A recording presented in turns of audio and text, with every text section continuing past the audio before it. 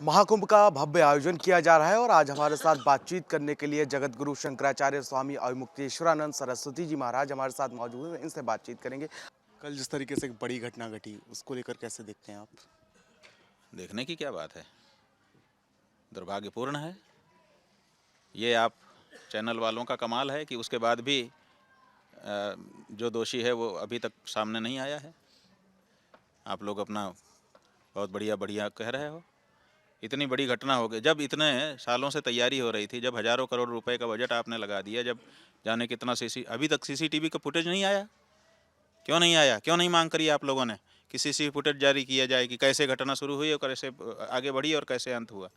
आप लोगों ने किसी ने मांग की है? आप लोग तो नहीं मांग करोगे। घटना हो गई, इतने सारे लोगों के प्राण चले गए, आप लोग अपनी चापलूसी कर रहे हो। हजारों सीसीटीवी कैमरे लगा करके यहाँ पर प्रशासन बैठा हुआ है, वो सीसीटीवी कहाँ है? काम कर रहे हैं? और काम कर रहे हैं तो अभी तक किसी भी चैनल में फुटेज क्यों नहीं, सीसीटीवी फुटेज क्यों नहीं दिखाया गया? जो चैनलों के अपने कैमरे हैं या लोगों के मोबाइल के कैमरे हैं, उनसे जो फोटो आए वही तक अभी दिखे हैं।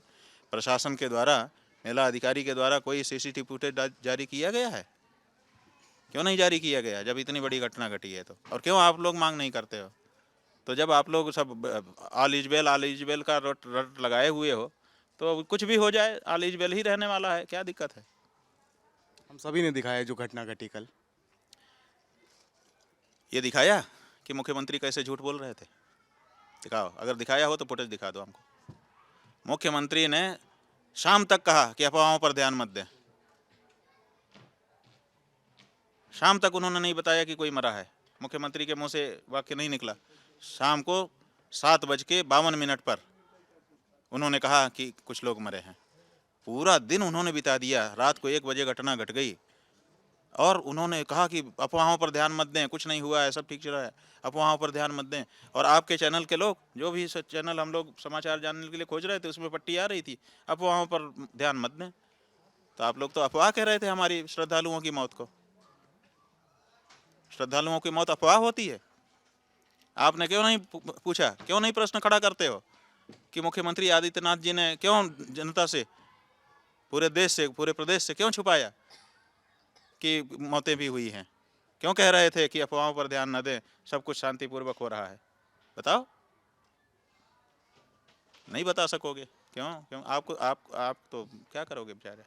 आप भी अगर सवाल हमारी तरफ उठा दोगे, आपको नौकरी से निकाल देंगे। 2 मिनट लगेगा। ये सवाल पूछा था उनसे उनसे कि कितनी मौतें हुई हैं। शाम को उन्होंने कहा कि 30 मौतें हुई हैं। भाई उनको शाम को पता चला?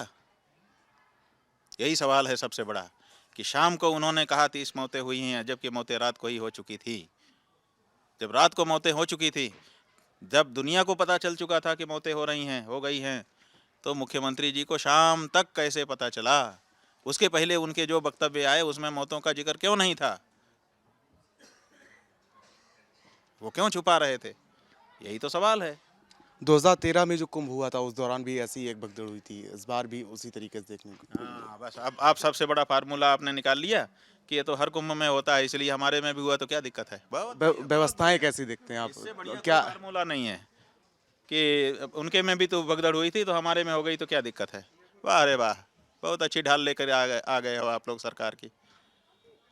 उनके में अगर हुआ था तो वो दोषी थे, तुम्हारे में अगर हुआ है तो तुम दोषी हो। अपने दोष की सजा भोगो, तब हम जाने कि तुम सही आदमी हो। वो भी गलत थे इसलिए मैं सही हूँ, ये कहाँ का फार्मूला है? बताओ। ये फार्मूला है कि उनके समय में भी भगदड़ हुई थी इसलिए हमारे समय की भगदड़ तो जायज है, होना ही था, नहीं तो फिर कुंभ कैसे कहा जाएगा? जब उनके में हो सकता है तो हमारे में तो होना ही चाहिए। वो भी राजनीतिक दल थे, हम भी राजनीतिक दल हैं। वो भी मुख्यमंत्री थे, हम भी मुख्यमंत्री हैं। जब जब तुम जो दोनों नालायकों एक ही जैसे हो, तो फिर तुम में हम भेद क्यों समझें? जैसे वो तो ऐसे तुम, यही तो बात हो गई। अगर तुम उनके समय का उदाहरण देते हो तो जैसे वो थे वैसे ही तो तुम भी हो, अयोग्य हो। वो अयोग्य थे, तुम अयोग्य हो। और उनके समय में रेलवे स्टेशन में हुआ था, रेलवे स्टेशन बढ़ाया नहीं जा सकता है। ये तो संगम का क्षेत्र, तो ये तो विस्तृत था, इसलिए वो और ये दोनों में अंतर है अगर विश्लेषण करो तो। आप जो है सोते हुए लोगों के ऊपर लाठी चला दे रहे हो कि भागो भागो। आपका कमिश्नर कह रहा है कि उठो, सो मत। सोने की जगह तुमने अगर अगर अलग जगह बनाई होती तो क्यों वहाँ खुले में लोग सोते कि तुमको लाठी चला करके उनको भगाना पड़ता। जब लाठी चलाओगे तो कोई भी भागेगा। पुलिस की लाठी जहाँ जहाँ चलती है वहीं लोग भागते हैं। तो जब सोते हुए लोगों के ऊपर लाठी चला दोगे आप, आपका कमिश्नर का माइक में वक्तव्य आ रहा है कि उठो, जागो, भागो, वो मत करो, तो आप जो है लाठी जब चला दोगे तो भागेगा ही कोई भी। वो भागे बेचारे। अब कह रहे हैं कि रेलिंग टूट गई। रेलिंग तुम्हारी क्यों कमज़ोर थी? वो रेलिंग किस लिए बनाई गई थी? देखने के लिए कि भीड़ भीड़ का दम सहने के लिए? रेलिंग बनाई क्यों जाती है? भीड़ का दम सहने के लिए बनाई जाती है। उसका पैसा पास होता है कि इतना साहब अंदर लगाए, इतनी मजबूत बल्लियाँ थी, ये था वो था। तब उसका तो पैसा आप कैश करते हो। तो आपकी रेलिंग क्यों टूट गई? तो आप ये सब बहाने छोड़ो। असल में दम हो तो गलती को स्वीकार करो और आगे के लिए सुधार करो, और नहीं तो इस्तीफा दो, किसी योग्य व्यक्ति को बैठाओ। यही हमारा कहना है। तो ये थे जगत गुरु शंकराचार्य स्वामी अवमुक्तेश्वरानंद सरस्वती, जिन्होंने कहीं ना कहीं सरकार पर सवाल उठाते हुए वो नजर आए। कैमरामैन सौरभ झा के साथ प्रियव्रत दीक्षित, भारत समाचार, प्रयागराज।